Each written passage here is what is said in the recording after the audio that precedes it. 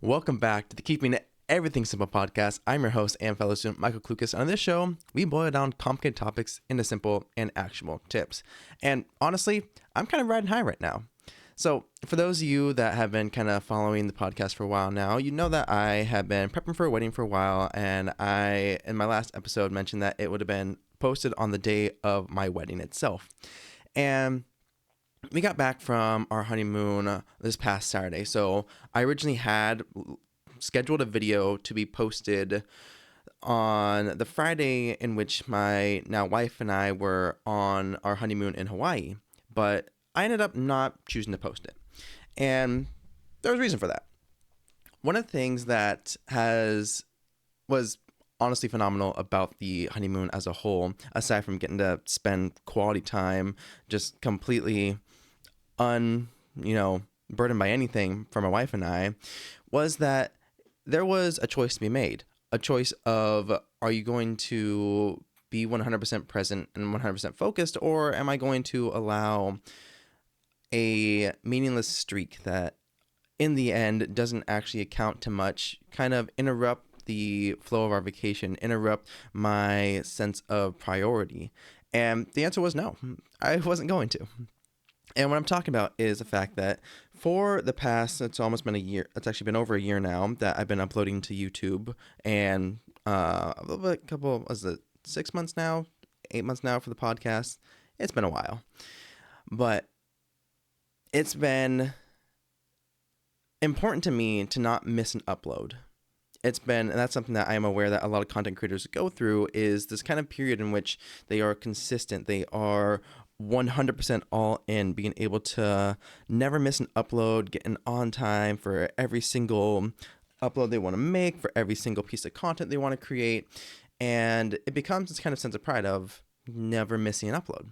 I mean, there was Ludwig, who's a live streamer and YouTuber, who it was a daily upload or daily live stream. I think it was for like a year or two, if not longer, where he just went completely ham on getting videos up. And then a lot of other popular YouTubers had these moments as well. But there's been this kind of, again, reckoning of slowing down, dialing back, and allowing yourself to not let your entire life be consumed and dictated by what you create. And if you are choosing to actively have a good relationship with it, then you are the one actually in charge of it rather than the other way around. And that's what the honeymoon, I think, was important to help me realize, was just that I can either choose to take time out of a precious moment and try to be productive and try to not break that streak, or I can go all in on my new life with my wife. And I think that's a decision that we have to make at different moments. So for myself, yeah, having my wedding, having the honeymoon was fantastic because I was able to, again, start this new chapter. It's not the end of my life before, it's the start of everything else yet to come. But for a lot of you, most likely, so those of you, like I mentioned in my last episode, I got married in my 20s. And that's not uncommon, but it is less common among my generation. So for those of you in Gen Z. And I do think that there are multiple points that you're going to go through where you have to make that choice. What are you going to let your life be dictated and controlled by? I'm going to get into some other things in the future here that are a bit more personal, a bit more about, things I've struggled with in the past that I have been able to, one, overcome, but then two, also see the lessons that they've taught me, both for my life now, for my career in the future, and just the person I want to be. But again, for those of us in our 20s, we kind of have to make that decision. We have to make that distinction at one point or another of what is going to be our priority. What are we going to allow to take priority over everything else? And that can be sometimes as simple as one day we stay up too late, we have a few too many drinks, or we aren't taking care of ourselves in the way we know we should. And we just decide, okay, I'm not doing that again. I feel like garbage. My life is not feeling like it's going in the direction I want. I'm going to make a change. Other times it is more drastic. Maybe there is the loss of a loved one. Maybe there is the loss of a relationship. Maybe there is loss of a job. And you realize I need to do something different. And all these things are valid. And that's something I think, especially in this past week, has been put at the forefront.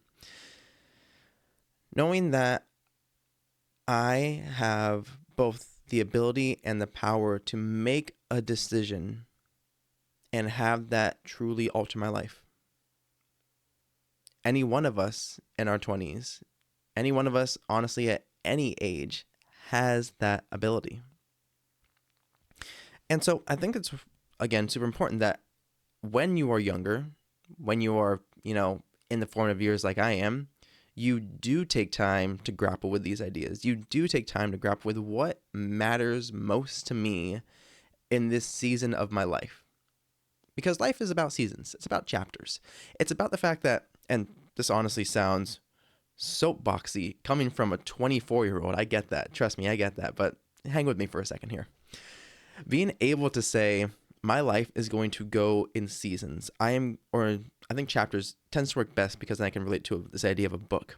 But I'm going through this chapter where I am starting my marriage. I'm a newlywed, and this chapter of learning to be a husband, learning to be our own independent family unit, like even though we are coming from two full families, that's just something that is a chapter of my life and my story that I'm writing now with my wife. And there are previous chapters I went through as well. The chapter of university, going through college and having experiences that I wouldn't have gotten otherwise. And then there was the experiences throughout getting my first job and my career so far, that chapter of my life. The chapter of my life in high school and the sports I played growing up and the teammates I had and the people that I've met that I still know today. I think that's the important part here is that as the chapters get written, as the chapters become more pronounced, we have to make sure that we are writing it in a way that makes sense to us and matters most to us. Because there's a lot of things, of course, that are going to vie for our attention, vie for our time, which, by the way, as we all know, is the most valuable resource ever. Because you're never going to be able to buy more time necessarily. A second spent somewhere is a second spent that you will never get back. And I think that's important. Because as you're writing these chapters, you have to understand that every moment counts for something. It doesn't have to be some big, grand thing, though. It can just be a natural inclination that these moments matter. And as the chapters progress, as your story progresses, let yourself be okay with starting a new one, ending a chapter early, and being able to have full-hearted conviction that you are writing the story that you want to write. That the book you are creating, the book of your life, and yes, that is probably not copyrighted. Book of Life, that's a great movie, by the way.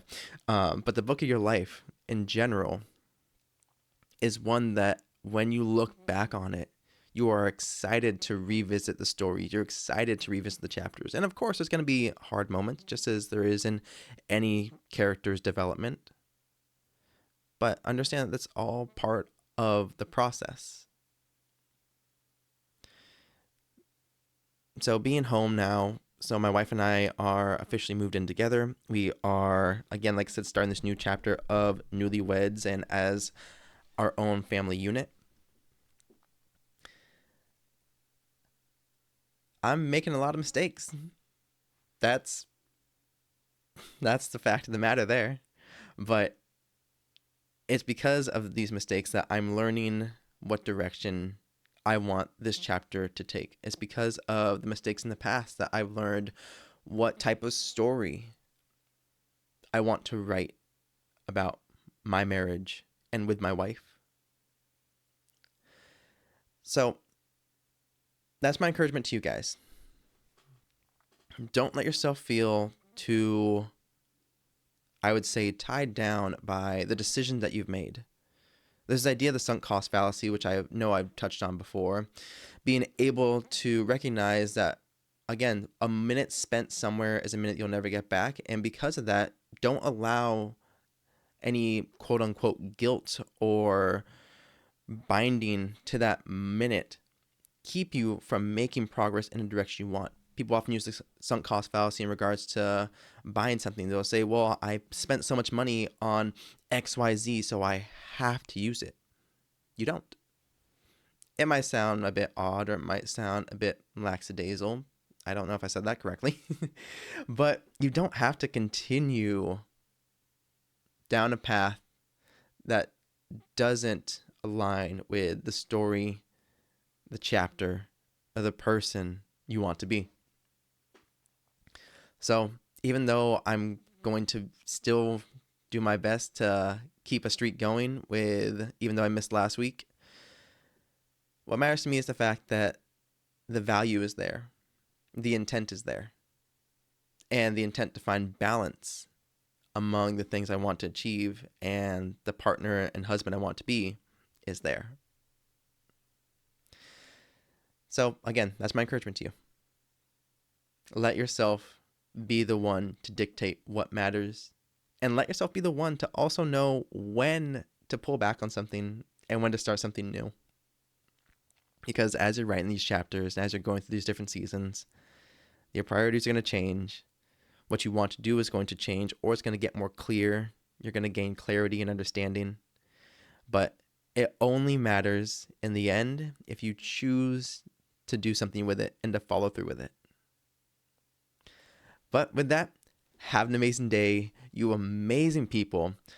I will see you all in the next episode, hopefully with a new setup, because I am, again, in the midst of moving. But go out there and do great things.